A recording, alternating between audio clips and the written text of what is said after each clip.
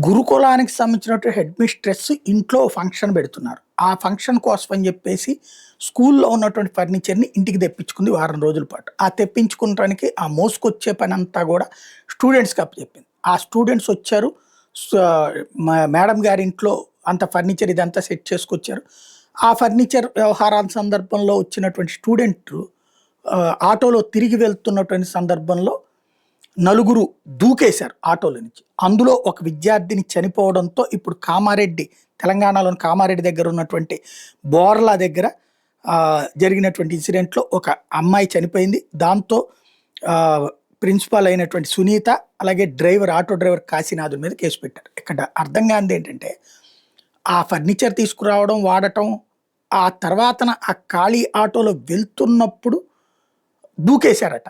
ఎందుకు దూకేసినట్టు అనేది అర్థం కాలేదు. ఆ విషయంలో స్పష్టత రాలేదు. మీడియా ఇంకా క్లారిటీ ఇవ్వలేదు. పోలీసులు క్లారిటీ ఇవ్వలేదు. ఎందుకు దూకేయాల్సొస్తుంది వాళ్ళు ఆటోలో వెళ్తూ ఉన్నటువంటి సందర్భంలో అన్నది. ఆ దూకినటువంటి సందర్భంలో ముగ్గురికి గాయాలైతే ఒక స్టూడెంట్ చనిపోవడం అన్నటువంటిది ఇప్పుడు సంచలనం సృష్టిస్తోంది.